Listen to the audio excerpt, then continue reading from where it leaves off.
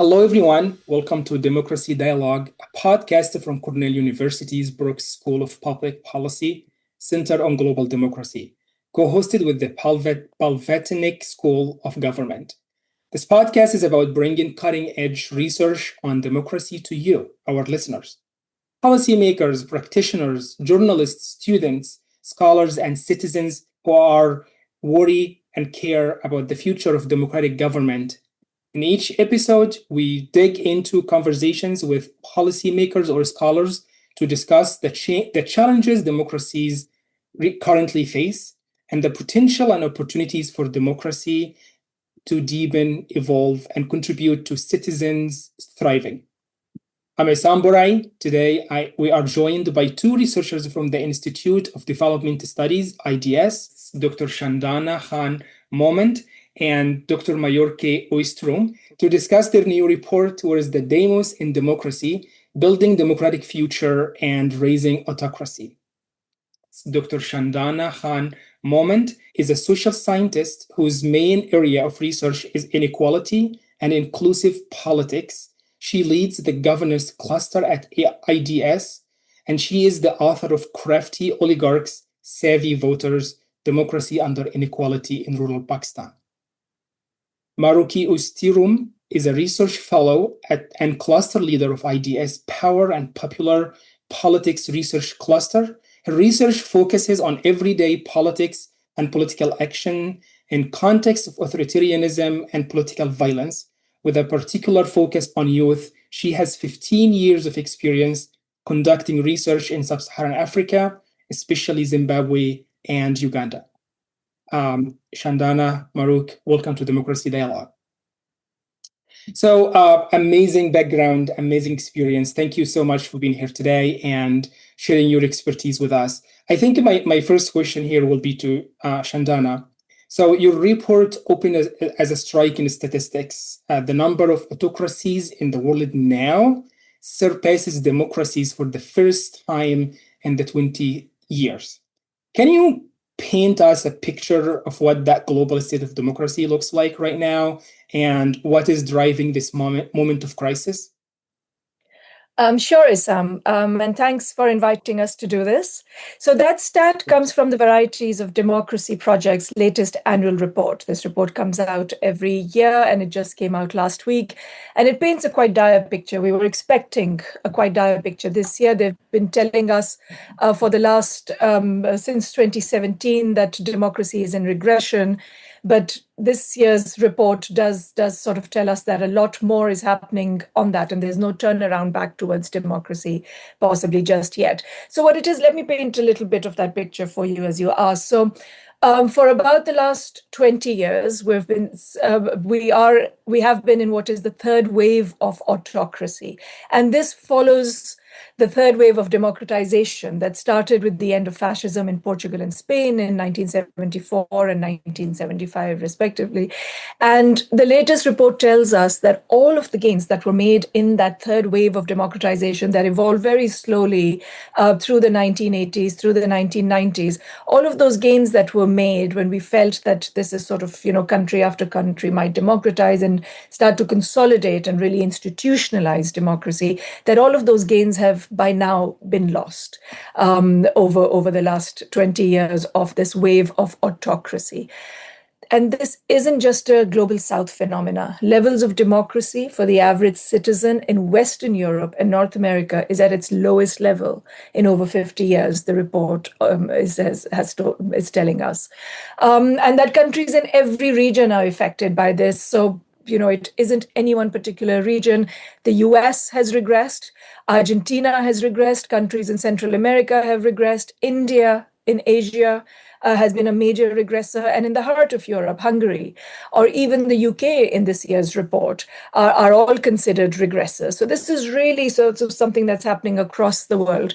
And to get a sense of what this is, so VDEM categorizes countries in four types. So there's closed autocracies, electoral democracies, and liberal democracies. And 10 years ago, even, as Trump was about to become president for the first time, if you told me that there would be a day when I wouldn't see the US US listed as a liberal democracy, I wouldn't have believed you, but that's exactly what's happened. The US now is listed, has been downgraded to being just an electoral autocracy, not a liberal democracy. Sorry, electoral democracy, not a liberal democracy. As the same with the UK, that's been downgraded as well, and the same with India, which moved a few years ago to actually becoming an electoral autocracy. So at Modi's election in 2014 in India or at Trump's election in 2016 in the US, I had friends in both countries assure me that their institutions were strong enough to hold up to these leaders, that we had nothing to worry about. That is the strength of institutions. That is what we think of as democratic stock. Countries and their institutions should be able to hold up to this, but they haven't. And that's really the sobering moment for us right now. So the stat that you referred to is right now, the world has about 92 autocracies, closed and electoral, and 87 democracies only, so a lesser number. And about 75% of the world now lives in autocracies. And so what is driving this is a question we're all asking. Is it populism? Is it increasing authoritarian preferences of voters? Is it a lack of trust in state institutions? Is it a growing distrust of each other as people, polarization, or inequality? So literature suggests elements of all of these things, and we're really trying as researchers through this report and other work that we've been doing, trying to establish what is really driving this. Your remarks brings lots of memories as these days we celebrate the 15th anniversary of the first referendum in Egypt after the Arab Spring, the Egyptian Revolution in 2011, and the hope of a new wave of democratization in North Africa during that time. And I think your report clearly states where we stand right now. So thank you. Marjoke, if you don't mind me asking this, the title of your report asks, "We're the Dēmos in democracy, the people." What does it mean to say the people have been left out of democracy, and how did this happen? Thanks, Esam. I think Shandana started talking about democratic institutions, and the functioning of democracy has often been defined in terms of functioning institutions, rather than the interactions and the spaces in between the people and these institutions or their leaders. Democracy is about people having power, right? Of course, a lot of this is about the right to vote.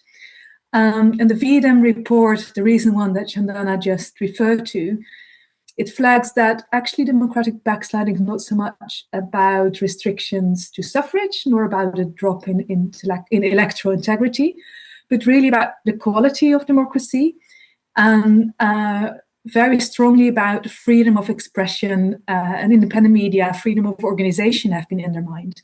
And that is very much about the opportunities and the quality, the substantiveness of people's participation. So that's really where we see things have been weakened and undermined or outright under attack. Generally, and this was already quite well established, in between elections, there are few opportunities for engagement with the political institutions or to have influence. And there are huge barriers often for ordinary people to have any substantive engagement with political institutions. In the report, we talk quite a bit about power dynamics, which forms of power undermine participation, including in the current era of democratic backsliding, where it's about fear and also misinformation for people to have a good quality debate. A lot has already been said about the disconnect between political elites. I'm a little bit careful about talking about that because that's also being used in very populist terms, right? It's being used as a mobilizing force to then steer people away from democratic institutions and voters. But even where the actors are more democratic in government, I do think there is a sense of and a real disconnect between democratic institutions, the political elites, and the citizens. And finally, I think there is also as IDS, as a development studies institute, we work quite a lot in places where state authorities are really hardly present in people's lives, and sometimes literally too far away to access. So that's another way of looking at the disconnect. And then in other places, it's become like downright repressive, so that's turning away people. Yeah. From the people perspective, how many disappointments we could take, right? Shandana, would you like to add something? Yeah, the only thing I wanted to add is that I think we know with some certainty now, as Marjoke said, is that politics is now viewed more and more as something removed from people, as a game that is played by powerful elites in very dirty ways, rather than thinking of politics as this basic everyday process that helps determine who gets what and why, sort of that everydayness of it that connects citizens with states. So it is a problem. It is definitely a problem when politics is associated only with corrupt or self-interested elites, and those seen as sort of prioritizing someone other than you, some other race is being prioritized, some other ethnic group, some other religion is being prioritized, rather than seeing, politics as the thing that you and I do every day to get what we want from the state, to be able to live decent lives. So with the, politics and with it, democracy have been removed from people is what we're arguing in this report. But when we try and imagine what a collective project, and I think this is just something I wanted to highlight at this point, is that when we try and imagine what it might mean to bring people back into democracy, what that collective project might be, the thing that's also is a cautionary tale is that collective project that centers people and what that might look like, the right-wing parties around the world seem to be imagining that better and be getting that right in some sense. They're imagining it around these exclusive identities that bring people together in us versus them politics, imagining some glorious past that can unite people, some shared history that gives them that collective identity and allows them to blame somebody else for their issues, whether that's a minority, whether those are immigrants, or Europe in the case of Brexit, given that, I'm sitting in the UK. Left-wing parties have had a harder time imagining what that collective project really looks like, that brings people together around that shared identity. It used to be class. And the fact that poorer groups everywhere were losing out from what was a development project of sort. And that project isn't being thought about in the same way of sort of allowing people to come together around a collective project that's imagined around class. The left instead has more of a progressive agenda, which is great. It is based on the politics of recognition of individuals as equal, on choosing whichever identity they want, what they want to prioritize. That's all really great. But in that process, sort of the question of livelihoods, of class, of that collective identity, being able to organize around that seems to have been left out in recent politics in the US, in the UK, in India, a lot of the recent very dramatic and very surprising regresses of democracy. Shandana, if I may push back a little bit on your point that you made about the right wing having those trying to represent the real true people. And we could see this in the US playing out these days, in which Trump always talks about the economy is doing great. But at the same time, the everyday people are suffering strong hardship in economic perspective in particular. So I will bring here in the inequality part. So your report argues that the inequality is one of the most powerful drivers of democratic decline. Yet democracy itself, as you mentioned, struggles to fix this inequality. So can you unpack that tension a little bit for us? That's a really good question, Esam, and I'm so glad you asked it. One thing that we need to be very clear on is the fact that liberal democracy cannot and has not fixed inequality. Some of the most, sorry, give me just one second. Some of the most democratic governments we know of are also some of the most unequal. So, for example, South Africa's transition in 1994 did not help it reduce its levels of inequality, and it continues to be one of the biggest, to have the highest income inequality in the world, along with other democratic nations in Africa and in Latin America, such as Namibia, Colombia, Brazil. These are all very unequal countries, and they've had decades of democratic rule and quite sort of strong democratic rule at points. The UK and US remain very unequal countries as well, with people becoming incredibly rich while homelessness and hunger continues in both, which should be just unfathomable to all of us. And so liberal democracy doesn't deal with that problem, but it's also weakened by that problem in return. So socioeconomic status affects and shapes who participates, to what extent they can participate. There's literature that says poorer people are less likely to participate in voting, activism, and political parties. Some other literature suggests there's a difference in the global north and south. In the global south, poorer people might have higher stakes and therefore participate more. But either way, our report captures some of the effects that it has on what might even be imagined as participatory spaces that are meant to bring people into governance, that also get weakened by inequality because they're shaped by the same inequalities under which people live on a daily basis. So liberal democracy can't fix this, not unless it has the intent, the specific motivation and intent to do that. So then why are we arguing that inequality might be driving democratic backsliding, which is the question you've put to me? And this is based on our argument that democracies have not delivered on ensuring everyone a decent standard of living and basic necessities. The cost of living crisis of the last 10 years has really sort of also confirmed that in many ways. Even in advanced economies, that cost of living crisis has genuinely hurt people. Large groups have lost out in the process. And through that, trust in traditional parties has declined. Also, trust in the institutions of governance has declined. And it has got people to start looking for answers in outsiders, people who claim to come in with these fresh voices, fresh agendas, promising change, promising a new way of politics, promising hope for better lives and decent living standards. And in that process, we feel like people have gotten, they've gotten people to believe these promises and disregard what else they might be doing alongside all of that, sort of the amassing of authority, working against opposition groups, working against marginalized minorities and vulnerable groups, and extending their own rule in the process. And there's studies now that confirm that. So there's Roy and Stokes' study, which offers a cross-national analysis that reveals that economic inequality, which includes both wealth and income inequality, is one of the strongest predictors of when and where democratic backsliding will occur. So it really is driving that. Marjoke and I co-edited an issue of the IDS Bulletin last year in which there was an article on Latin America and the United States, and that argued that the root causes of democratic backsliding in these two regions is the significant gap in wages and the rising cost of basic necessities for middle-income workers.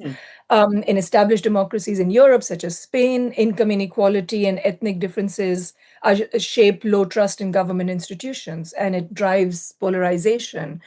So while liberal democracy can't automatically fix it, if it is to survive, democracy actors, and by that I mean anybody, policy actors or civil society actors who are interested in strengthening democracy and seeing it thrive, they're going to have to focus with real intent and motivation on addressing inequality and trying to reduce it. This is fascinating, and I definitely see this on campus with my students, with my colleagues, in our discussions and conversations. And always the question comes up, like, this is the system, what can we do? So Marjoke, building on that, if I would seek your help and advice on how to answer that question, because as the report mentions, the first building block is the active citizenship, and I love that terminology. So you draw a clear distinction between legal citizenship and the real practiced kind. So what does active citizenship look like on the ground, and what does it take to build it? Thanks for that question, Esam. It goes back to something Shandana raised earlier about the everydayness of democracy, democratic action in people's lives.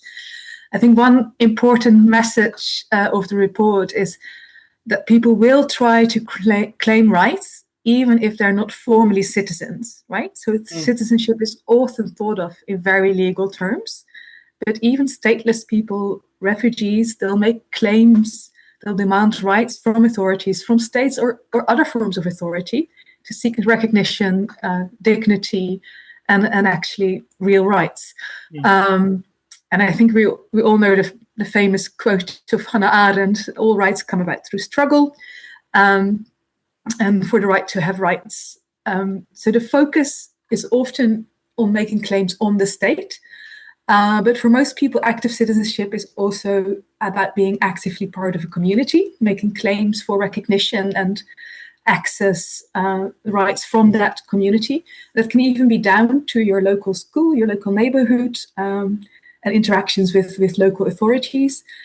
And where such interactions are about securing access to local services, for example, organizing for public safety, decent housing at the most local level, those are acts of active citizenship.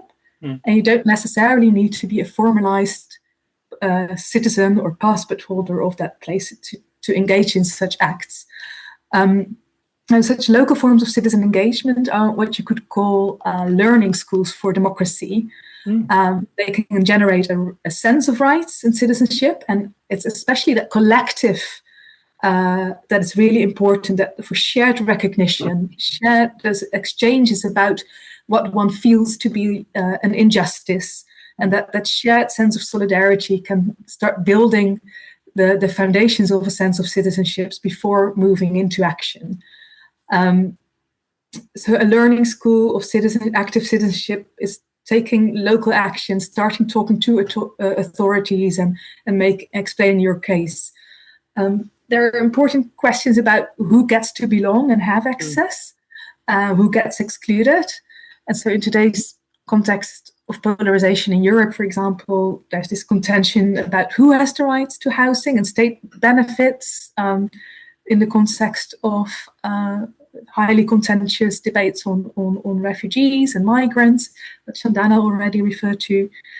Such sentiments, of course, also exist at the very local level. So now in this context of possibly highly polarized debates, acts of citizenship may entail supporting those in your neighborhood who are at risk of exclusion, or saying something, confronting comments that are highly discriminatory, and so making it public and taking that act in the public sphere. I think that would be, in everyday life, those would be acts of citizenship.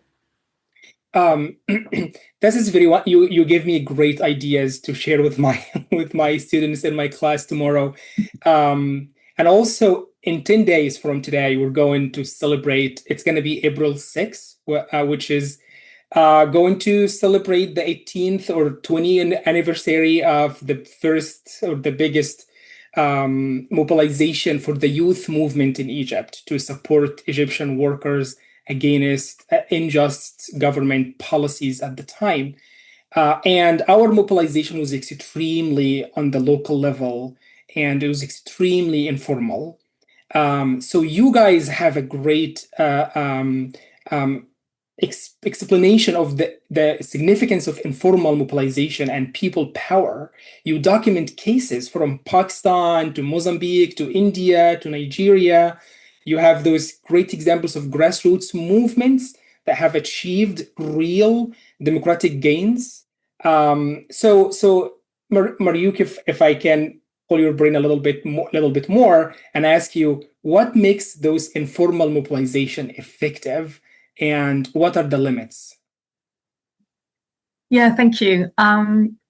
I think the everyday types of acts of citizenship can be quite small scale, right? Taking care of someone else is not necessarily the same as taking the streets and mobilizing in large protests. But just as you pointed out in the case of Egypt, things can start small and actually build solidarity and grow into larger movements.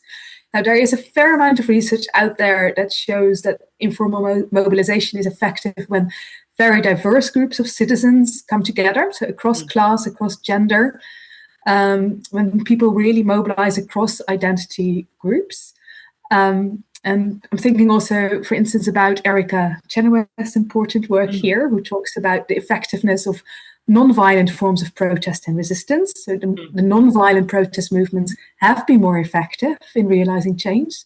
And it's really important that movements try to ensure they remain non-violent, which can be quite difficult as things happen organically and can be quite messy. But it really takes deliberate strategies to stay as a non-violent movement. It's also now quite well understood that more effective resistance to backsliding occurs when informal mobilization prompts or at least interacts with more formal institutions to act and be that countervailing power. So that it needs broader coalitions between civil society actors, but also the courts and other opposition actors, of course, where they have some significant clout. So as an example, the case of Senegal, there were mass protests against the decision of the former president to postpone elections, which was considered an act of backsliding. But it was also the court that then moved into action and responded. It was not the protests alone, but there was an interaction between the two. A main limitation is that it can be really hard to sustain mobilization over the longer term, especially if costs of participation increase. This can be when the state sustains violence. Violence can trigger more mobilization, but over the longer term, it can be very hard to keep that mobilization in the face of a security crackdown. Another limitation is that it just takes energy and resources, and this is maybe less out there or talked about. But there's interesting work on regenerative activism and how much there is a movement needs care and compassion to support each other when involved in political action, to take care of the children of the mothers who are in the protest mobilization, right? Yeah. But I think important to note that even when a protest movement is not successful and doesn't bring about change, informal mobilization can have other impacts. So it often leaves a protest legacy, repertoires of action and networks that kind of like go low, but can be remobilized and thus contribute to a democratic stock. And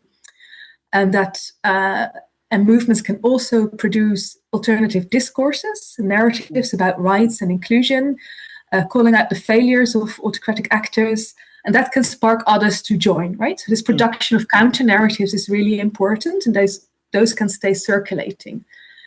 I guess the most obvious limitation is that what happens after a regime change, and that there's still not enough new strategies for staying in the spaces of power or accessing spaces of power, and who drives the regime transition. That's true. Shandana, on your expertise and experience in the Global South, how do you see those limitations play there? So let me give you an example from a program that we've been running for the last 5 years that's just ended. It was called the Sustaining Power for Women's Rights Movement program that studied 16 movements across South Asia. And what we found from there is that in this deep, very difficult, very patriarchal setting, what sort of under these conditions, we find that the strongest gains that women made has come from women's struggles for rights, from their own struggle, not from external funding, not from the government being sort of friendly to these demands, but from their own struggle. So if I take just one example out of these 16, is that of the Hazara women's struggle in Pakistan's Balochistan province, which was a struggle born on the streets. It was a struggle looking for a way to protect its community, which was facing targeted violence that singled them out as an ethnic minority. And so the struggle came together mostly around its women, and increasingly then later around women who used sit-ins, hunger strikes, road blockages, public assemblies around victims. They would sit down around these victims and refuse to bury them until the state acknowledged what was happening and promised security and recognition. And they were able to achieve these aims of security and of recognition of what was happening to them by employing very diverse tactics. They changed whenever they needed to. They built new alliances where they needed them. They created networks across the country, across the province, entered institutional spaces when this became imperative. And so through this variety of tactics, they were able to sort of succeed at multiple levels. They gained, within the community, they gained a sense of empowerment and citizenship for the women, for active citizenship, what Marjoke was talking about earlier, for these women to lead these struggles, and they came to occupy the central role within it. And also in making the community struggle central as a human rights issue at the national level, in the national discourse, where it had been missing until then. And in the very practical sense of getting public authorities to come down and provide them protection against this targeted violence. And so we find the same kinds of things for 3 other movements in Pakistan and for 12 others in Bangladesh, Nepal, and in India. We see the same story repeating, the power of informal organizing and of these very adaptive strategies in the face of this kind of different kinds of backlash, in enabling women to gain, to create, to sustain these gains, to claim against the state, even when the regimes are fairly regressive, and even when legal frameworks are fairly regressive. That is wonderful that you are giving us a real life example, from a gender perspective, like how gender plays a role in this. But also I want to take it to a different perspective, which is the generational perspective. Now, lots of talks on the Gen Z and the TikTok generations. So if I may ask, Marjoke, so youth-led movements get a whole box in your report, and rightly so. So we've seen Gen Z topple governments in Nepal, Madagascar in 2025, drive protests from Bangladesh to Iran. So what's your read on the role of young people in the future of democracy? Yes, well, if we can say anything, is that these examples really contradict this policy narrative that youth are waiting and apathetic. Because there's real action going on with really huge sacrifices. Overall, I would say their role is really important, but also sometimes ambiguous. And I'm going to explain that a bit. So indeed, we see young people at the forefront of major protest movements, pro-democratic movements, and they've brought down a regime in a few cases. Diverse as these contexts may be. They've been exceptionally brave. We see how they're connected. We see some protest memes circulating and appearing on the streets in very different countries. I think their demands often reflect everyday issues and economic grievances like inflation, lack of housing, jobs, economic crisis. But in essence, if you listen really carefully, these are demands about power and the ending of abuse of power by political elites. And it's not even as easy to say, corruption is a problem. It's more fundamental than that. It's about governments and political elites also not delivering on sound economic and financial policies, and apparently not very interested in doing so. In addition, of course, to gross self-enrichment. I think the same challenge about what happens after a regime is brought down definitely also applies to the youth movements, and who gets to decide about the future of governance in a country. So for the case of Egypt, for which I'm sure you know much more about than me, Esam, but I think it was very clear that the post-Mubarak governments knew exactly how to co-opt youth movements and divide youth movements as well. And this ultimately weakened them. The case of Bangladesh is, of course, far more recent, and it's one I'm following with great interest. They just had elections in February, of course, And it was probably a really smart move of some of the protest leaders to form a political party and contest to try and institutionalize their influence as the National Citizens Party. But they didn't win many seats, and it may be possibly because they joined a rather conservative political party in a coalition, which considered more religiously conservative. Its ideas considered unfavorable to women, so less democratic in its outlook. And several student leaders then also resigned from this new party, and there you go, you have a divided movement. So there is definitely a lot of ambiguities in how these movements can sustain influence. And let's not forget, young people are not inherently more democratic. Younger generations have less faith in democracy. There's quite substantive support among Gen Z for radical right-wing parties in Europe. And I've done a fair amount of research on political socialization of youth in Zimbabwe. And we did come across young people who are loyal to the ruling party. And they may not be the majority, but you don't in the end need that many to rejuvenate and sustain a political system. A system that is also quite authoritarian. And some can now access institutions through the parliamentary youth quota, which is definitely also used and mobilized by the ruling party to rejuvenate an authoritarian system.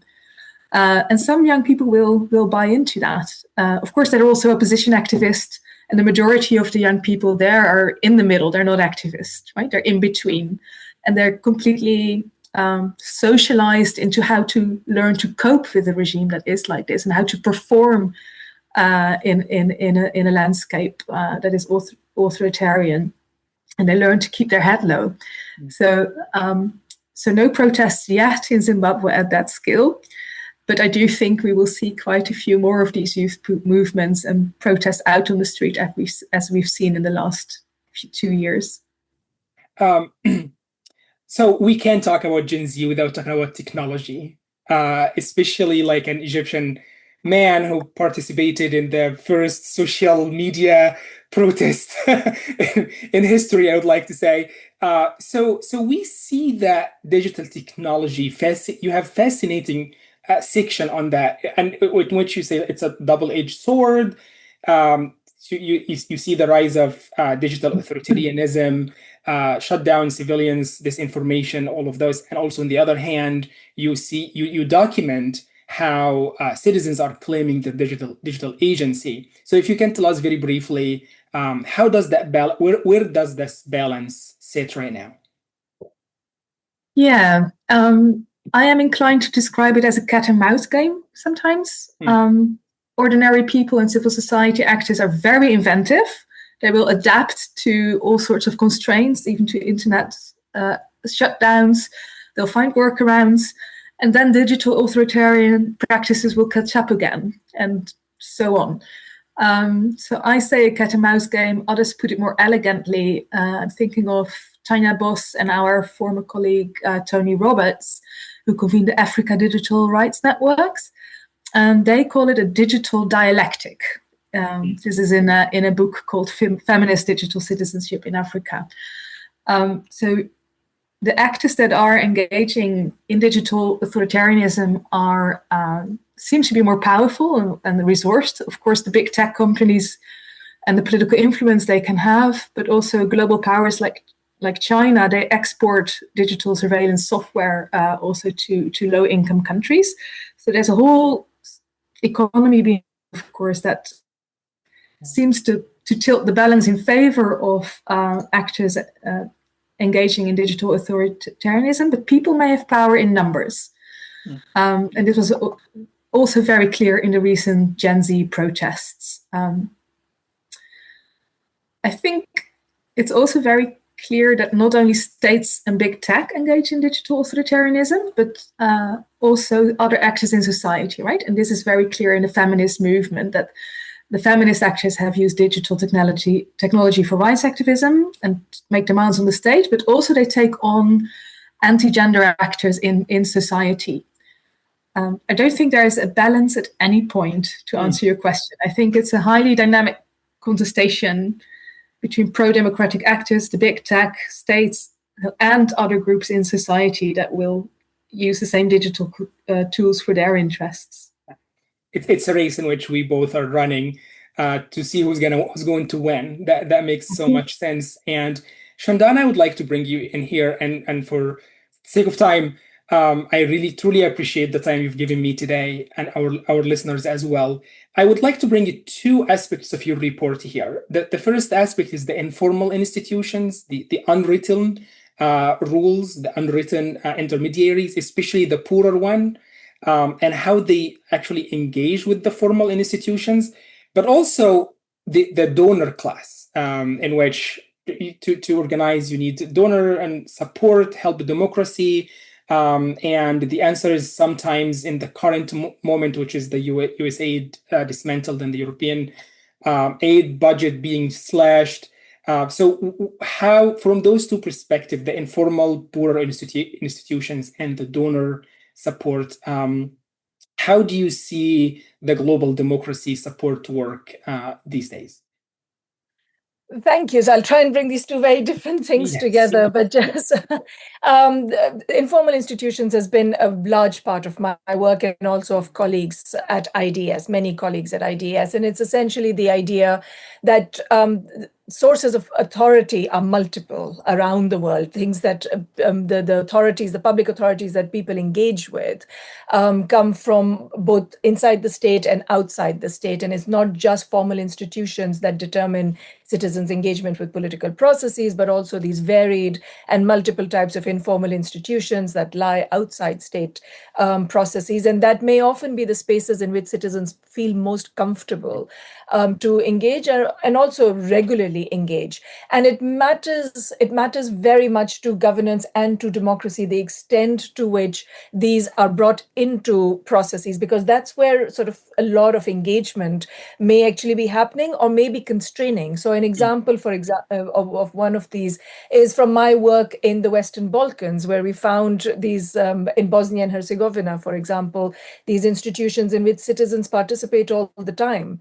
And they may not participate as much in formal processes, but they do participate in these informal community groups. And it made a difference to service delivery when these groups were formally recognized in the ways in which states provided. They became more responsive, but it also made a difference to how citizens participated in decision-making processes, and it helped improve service delivery.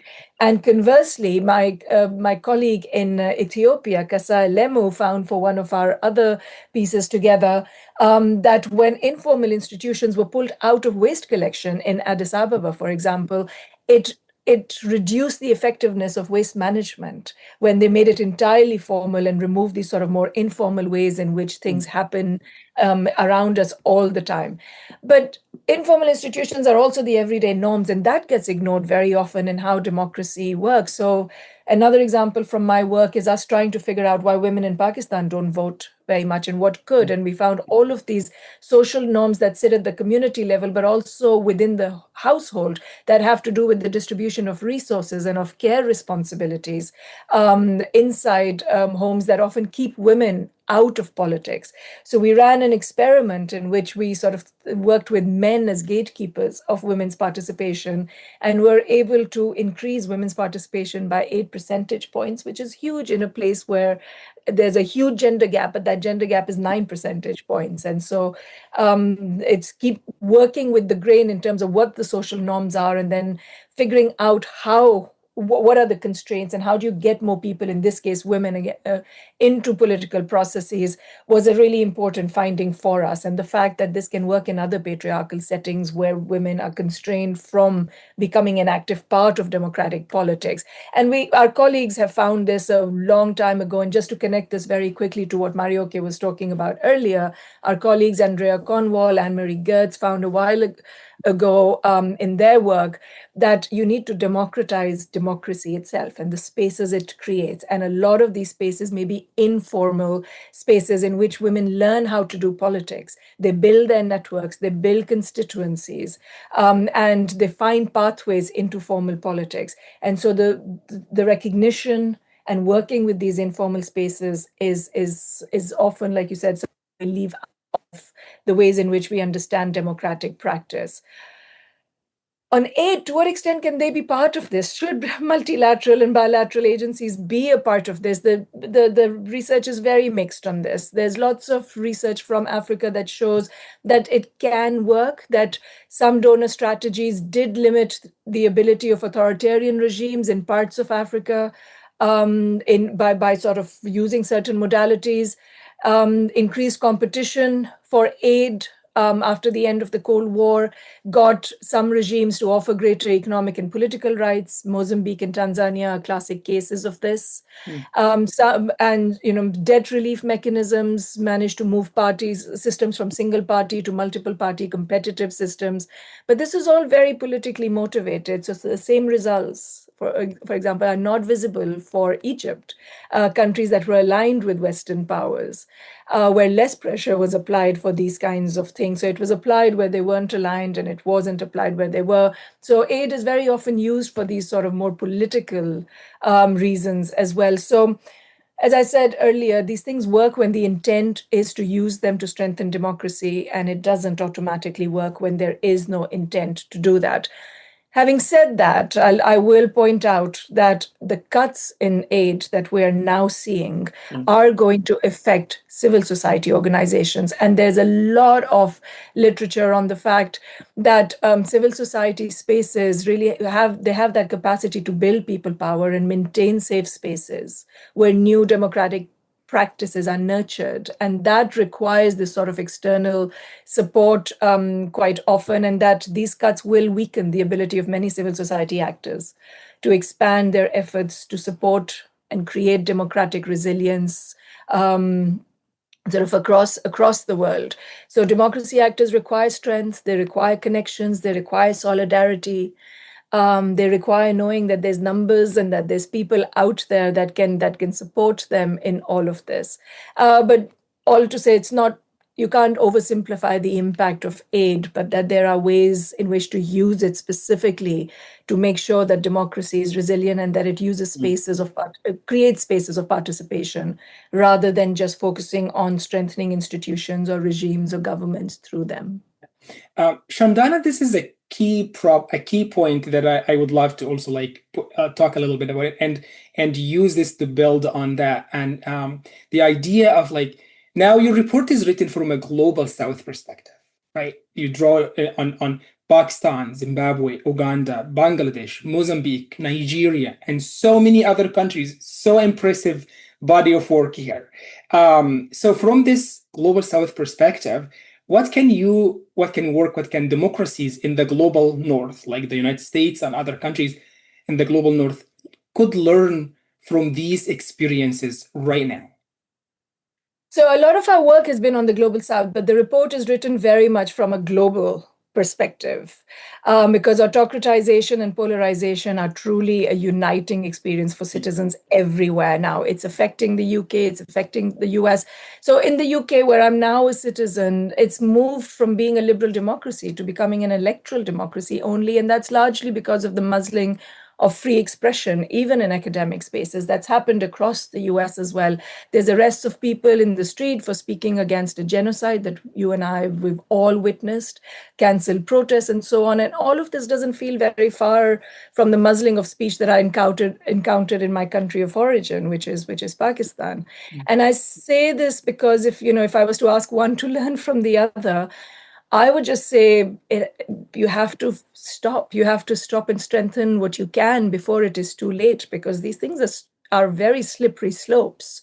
And we're seeing essentially that slippery slope happening in this democratic backsliding. There's governments that will keep repressing wherever they find that space, and people that are so polarized that they will keep justifying that repression. They will see it, but they will justify it because it serves their side more than the other side in this process in which sort of people are losing out in many ways.